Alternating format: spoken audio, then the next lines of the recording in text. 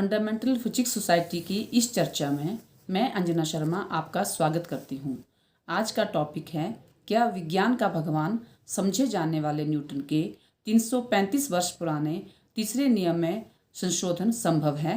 अजय शर्मा ने international कॉन्फ्रेंसों, journals और Cambridge से छपी पुस्तकों में 335 वर्ष पुराने न्यूटन के तीसरे नियम का संशोधन किया है।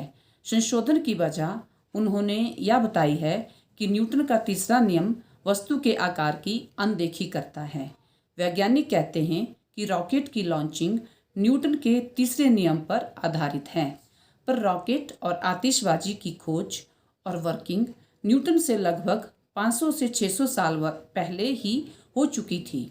न्यूटन ने इनका कोई जिक्र अपनी पुस्तक प्रिंसिपिया में नहीं किया है। अब वैज्ञानिक इनकी व्याख्या मोटे तौर पर न्यूटन के तीसरे नियम से करते हैं। यात्री विमान और हेलीकॉप्टर की उड़ानों के संबंध में तीसरे नियम के बारे में वैज्ञानिक कुछ नहीं कहते हैं।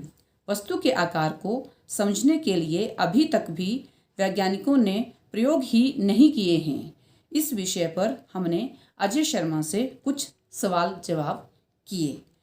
अजय जी, न्यूटन का तीसरा नियम 335 वर्ष पुराना है।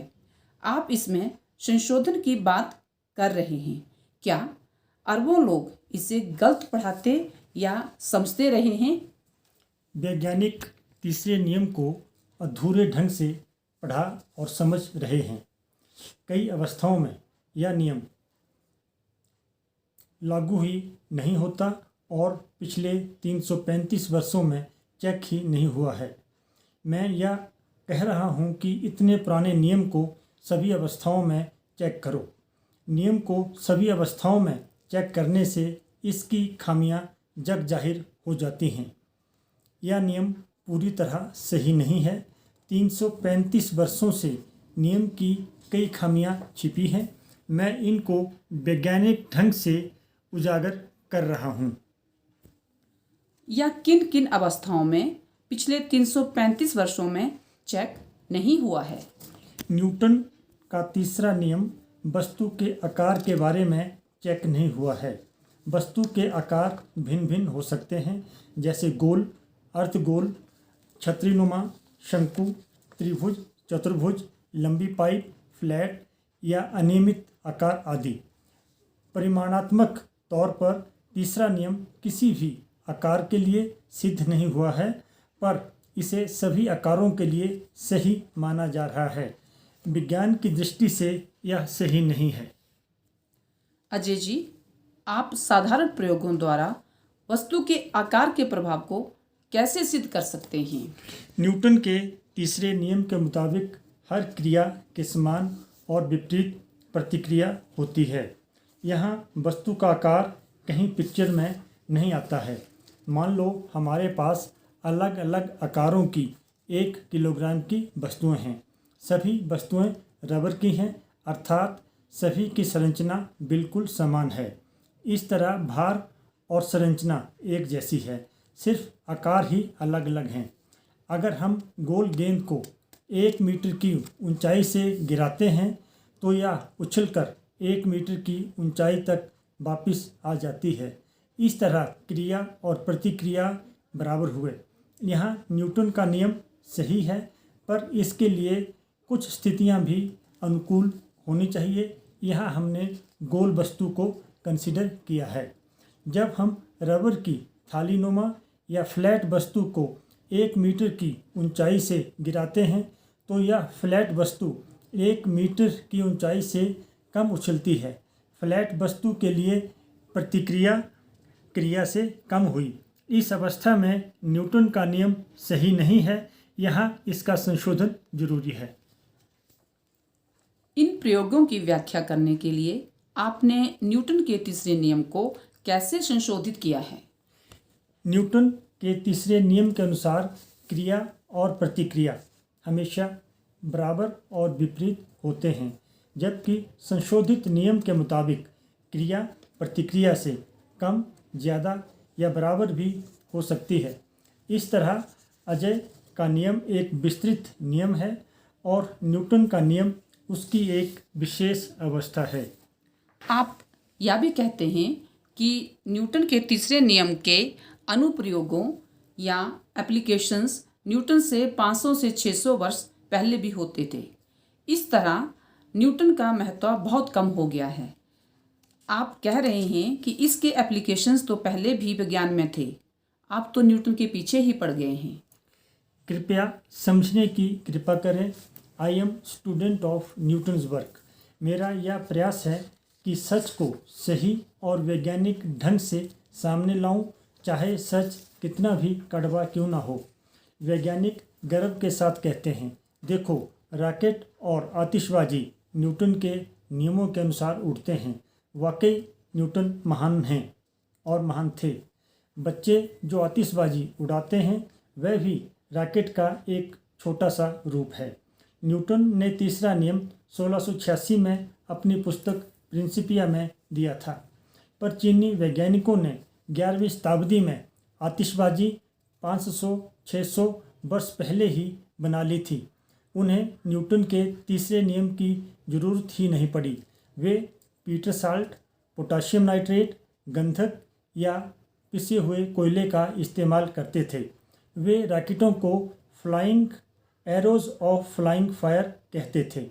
1232 में चीनियों ने इसका प्रयोग काईकोंग युद्ध में मंगोल आक्रमणकारियों के खिलाफ किया था। दक्षिणी भारत के मैसूर राज्य के सैनिकों ने भी रॉकेटों का निर्माण और प्रयोग किया, पर वे न्यूटन के तीसरे नियम के बारे में नहीं जानते थे। हैदर अली और टीपू सुल्तान ने रॉकेटों की मदद से ब्रिटिश ईस्ट इंडिया कंपनी को हराया। सन 1799 के युद्ध में टीपू सुल्तान की मृत्यु हो गई। तभी अंग्रेज कुछ रॉकेट इंग्लैंड ले गए और वहाँ इन्हें कॉनग्रेव रॉकेट के नाम से विकसित किया। इंग्लैंड ने न्यूटन का तीसरा नियम तो दिया, पर उन्होंने रॉकेट का विकास भारत में बने रॉकेटों से ही किया। फिर इंग्लैंड की फौज ने इन रॉकेटों का इस्तेमाल 1812 में नेपोलियनिक वार में किया था। अजय जी, आपकी रिसर्च से दो बातें स्पष्ट हैं। पहली बात यह कि न्यूटन का तीसरा नियम वस्तु के आकार की अनदेखी करता है, इसलिए आपने इसका संशोधन किया है। दूसरी बात, आज वैज्ञानिक कहते हैं कि रॉकेट की लॉन्चिंग न्यूटन के तीसरे नियम पर आधारित है, पर रॉकेट का निर्माण और इनका प्रयोग न्यूटन से 500 से 600 वर्ष पहले हो चुका था। जी हाँ, न्यूटन के तीसरे नियम से पहले बच्चों को रॉकेटों का इतिहास भी पढ़ाना चाहिए। पिछले 335 वर्षों में वस्तु के आकार की अनदेखी हुई है। वैज्ञानिकों ने इस सच्चाई को बच्चों को बताना चाहिए। अभी तक तीसरे नियम के संबंध में हमारा ज्ञान अधूरा है। हम बच्चों को सही जानकारी नहीं दे रहे हैं। यह वैज्ञानिक गुनाह है कि अधूरी जानकारी बच्चों को दी जा रही है। जब न्यूटन ने तीसरा नियम 1686 में दिया था, तो उन्होंने आतिशबाजी और रॉकेट की व्याख्या कैसे की? न्यूटन ने अपनी पुस्तक प्रिंसिपिया में ना तो आतिशबाजी और ना ही रॉकेटों का जिक्र किया और ना ही इनकी व्याख्या की। इस तरह उदाहरण कोई न्यूटन ने नहीं दिया। बाद में वैज्ञानिकों ने मोटे तौर पर इसकी व्याख्या न्यूटन के नियम से करना शुरू कर दी।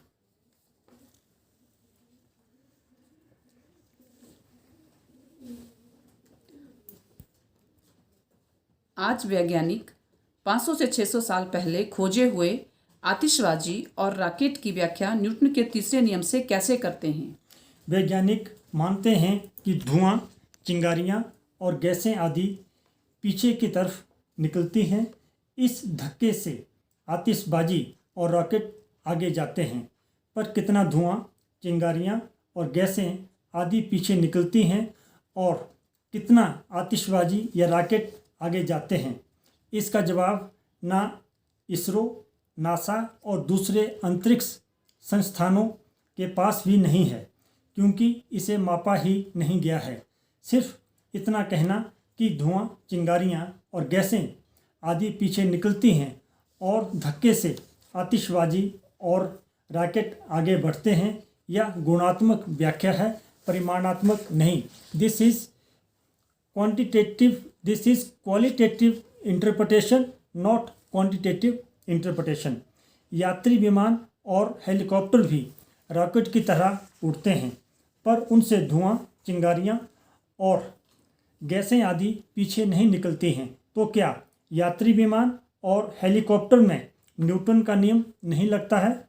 साइकिल और गाड़ियां भी सड़क पर चलती हैं, साइकिल से धुआं निकलता ही नहीं है। विज्ञान की नज़र में सबकी व्याख्या एक समान ढंग से होनी चाहिए। मनमर्जी की व्याख्या नहीं होनी चाहिए कि यह न्यूटन के लिए सही है तो न्यूटन का नियम लगा दो, जहाँ न्यूटन सही नहीं बैठता वहाँ मत लगाओ और उस चीज़ का जिक्र ही मत करो। क्रिया और प्रतिक्रिया हर नियम में लगता है। यह कहना कि रॉकेट आतिशबाजी में नियम लगता है और यात्री विमान हेलीकॉप्टर में नहीं, यह सोच सही नहीं है। अजय जी, आप इतनी बड़ी बात इतने आत्मविश्वास से कह रहे हैं, तो इसके बारे में विश्व के अन्य वैज्ञानिकों की आपकी रिसर्च के बारे में क्या राय है? वस्तुओं के आकार के संबंध में 335 वर्ष पुराने नियम को पूरी तरह से समझा ही नहीं गया है।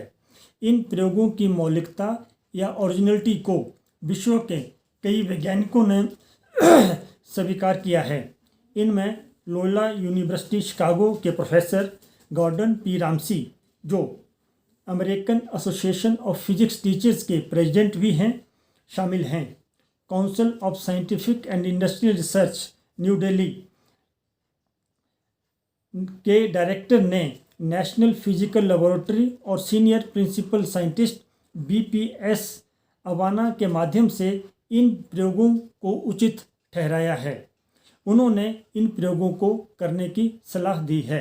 इसके अतिरिक्त इंटरनेशनल जर्नल्स करंट साइंस और फाउंडेशंस ऑफ फिजिक्स के एडिटर्स ने भी न्यूटन के तीसरे नियम को प्रयोगों द्वारा स्पष्ट करने को कहा है। Professor Bir Singh Rangra, chairman department of physics, Himachal Pradesh university, भी इन प्रयोगों को सुपरवाइज करने के लिए तैयार हैं। मैंने 1 अगस्त 2018 को यह शोध पत्र American association of physics teachers की समर कॉन्फ्रेंस वाशिंगटन में प्रस्तुत किया।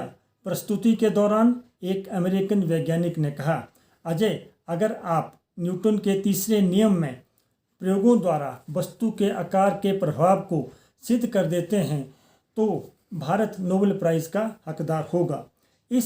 इन प्रयोगों पर लगभग 10 लाख रुपया खर्च होंगे।